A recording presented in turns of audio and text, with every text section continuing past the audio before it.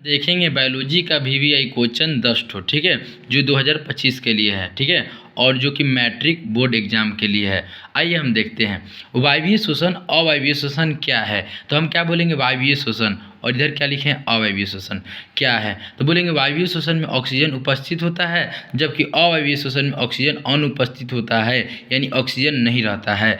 वायवीय शोषण जो कि कोशिका द्रव तथा माइटोकॉन्ड्रिया में पूरा होता है, यानी वायवीय श्वसन जो होता है वो कोशिका द्रव में, माने वायवीय श्वसन की क्रिया जो कोशिका द्रव में और माइटोकॉन्ड्रिया में पूरा होता है, ठीक है, जबकि अवायवीय श्वसन केवल कोशिका द्रव में पूरा होता है, ठीक है।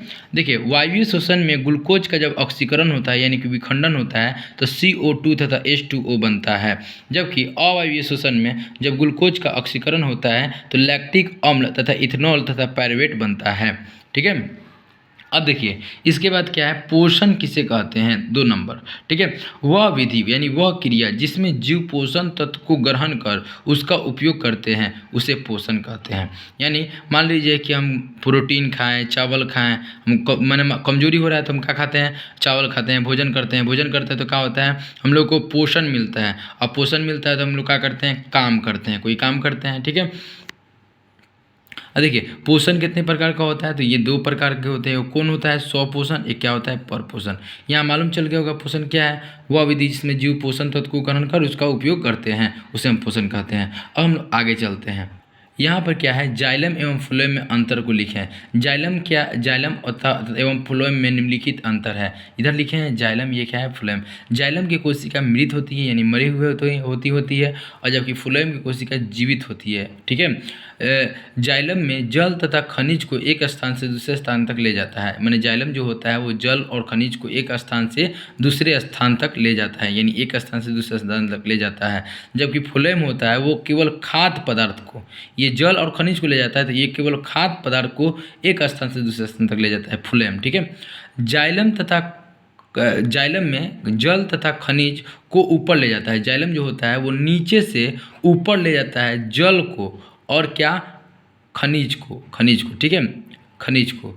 अब देखिए जबकि फ्लोएम होता है वो खाद्य पदार्थ को ऊपर नीचे दोनों तरफ ले जाता है, यानी खाद्य पदार्थ हो गया वो क्या करता है कि ऊपर भी ले जाता है और नीचे भी ले जाता है, ऊपर नीचे दोनों तरफ ले जाता है, ठीक है। यानी कि तीर का चिन्ह दिए हैं यानी कि ऊपर, और तीर का चिन्ह नीचे दिए हैं यानी कि नीचे, यानी खाद्य पदार्थ को ऊपर नीचे दोनों तरफ ले जाता है पेड़ पौधा में, ठीक है। देखिए अब इसके बाद चौथा क्वेश्चन देखेंगे, क्या है, वाष्प उत्सर्जन क्या है। बोलेंगे पौधों के वायवीय भागों से जल को रद्धों द्वारा, यानी रद्द कहाँ होता है, तो पौधा के पत्ती के अंदर रद्द होता है, ठीक है, रद्द के द्वारा वाष्प, यानी जब पानी होता है वो पानी को क्या कहते हैं, वाष्प कहते हैं, वाष्प के रूप में बाहर निकालने की क्रिया को वाष्प उत्सर्जन कहते हैं। यानी कि वाष्प उत्सर्जन क्या है, तो बोलेंगे पौधों के वायवीय भागों से जल को रद्धों के द्वारा वाष्प के रूप में बाहर निकालने की क्रिया को वाष्प उत्सर्जन कहते हैं। उम्मीद करते हैं चौथा क्वेश्चन आप लोगों को समझ में आ गया होगा। अब हम लोग आगे बढ़ते हैं। इसके बाद 5वां क्वेश्चन है, क्या है, उत्सर्जन किसे कहते हैं। बोलेंगे जीव के शरीर से उपचय क्रिया क्या होता है, उपचय क्रिया जो कि अंदर जो क्रिया होता है, जो पेट के अंदर जो क्रिया होता है उसी को उपचय क्रिया कहते हैं, ठीक है। जीव के शरीर से उपचय क्रिया के फलस्वरूप, माने कि जब ये उपचय क्रिया हो जाएगा उसके बाद उत्पन्न अपशिष्ट पदार्थ यानी खराब पदार्थ को शरीर से बाहर निकालने की क्रिया को क्या कहते हैं, उत्सर्जन कहते हैं। यानी जीव के शरीर में उपचय क्रिया के फलस्वरूप जो खराब पदार्थ होगा बाहर निकालने की क्रिया को हम क्या कहते हैं, उत्सर्जन कहते हैं। अब हम इसके आगे देखेंगे 6 नंबर क्वेश्चन। देखिए शोषण क्या है, शोषण किसे कहते हैं या क्या है। बोलेंगे जीव द्वारा वायु में से ऑक्सीजन यानी O2 को लेना तथा कार्बन डाइऑक्साइड यानी कि CO2 को क्या करना, छोड़ना ही हम शोषण कहते हैं। यानी कि जीव द्वारा वायु में से ऑक्सीजन, वायु में ऑक्सीजन होता है तो वायु में से ऑक्सीजन को लेना और कार्बन डाइऑक्साइड को छोड़ना, इसी को क्या कहलाता है, शोषण कहलाता है, ठीक है।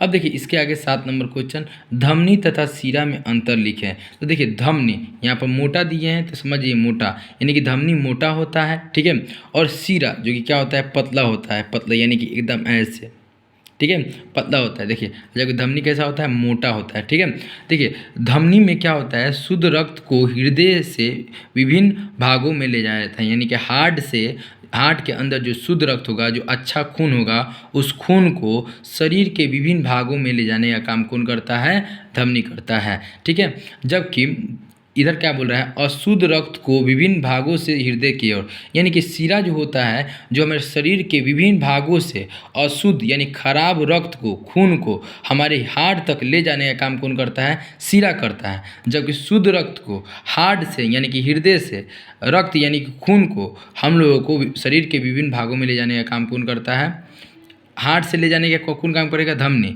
और विभिन्न शरीर के विभिन्न भागों से अशुद्ध रक्त को हार्ट तक ले जाने का काम कौन करेगा, शिरा। ये अशुद्ध ले जाता है, ये शुद्ध ले जाता है। तो आप लोगों को अंतर समझ में आ गया होगा दोनों ठो इसका। ठीक है, अब हम लोग 8 नंबर क्वेश्चन देखते हैं।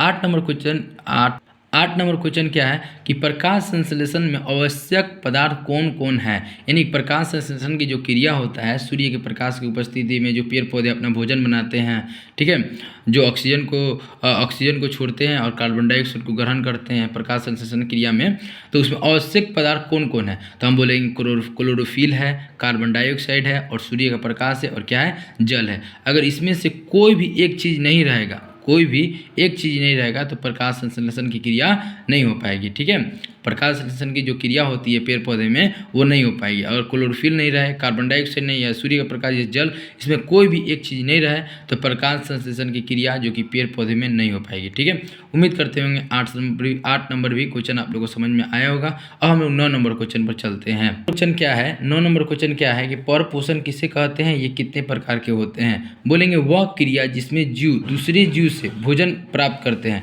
यानी कि वह विधि या वह क्रिया जिसमें जीव दूसरे से भोजन प्राप्त करते हैं उसे परपोषण कहते हैं। अब यहाँ पर आपसे ऑब्जेक्टिव में पूछेगा कि परपोषण कितने प्रकार के होते हैं, तो हम क्या कहेंगे, परपोषण ये 3 प्रकार के होते हैं। कौन कौन, मृत जीव पोषण, परजीवी पोषण, अपराधी सम पोषण। ठीक है, उम्मीद करते होंगे कि परपोषण भी आप लोगों को समझ में आ गया होगा। अब हम लोग आगे बढ़ते हैं। देखिए 10 नंबर क्वेश्चन, जैव प्रक्रम किसे कहते हैं। बोलेंगे वह विधि जिसमें जीव का अनुरक्षण होता है। अनुरक्षण मतलब क्या होता है, रख रखाव, माने वह विधि जिसमें जीवों का अनुरक्षण होता है, यानी कि रख रखाव होता है, उसे हम क्या कहते हैं, जैव प्रक्रम कहते हैं। ठीक है, उम्मीद करते हुए कि आप लोगों को 10 क्वेश्चन समझ में आया होगा, जो कि VVI क्वेश्चन है। ठीक है, क्लास 10th का बायोलॉजी का है। ठीक है, अब इसके आगे हम लोग 10 क्वेश्चन और देखेंगे अगला वीडियो में।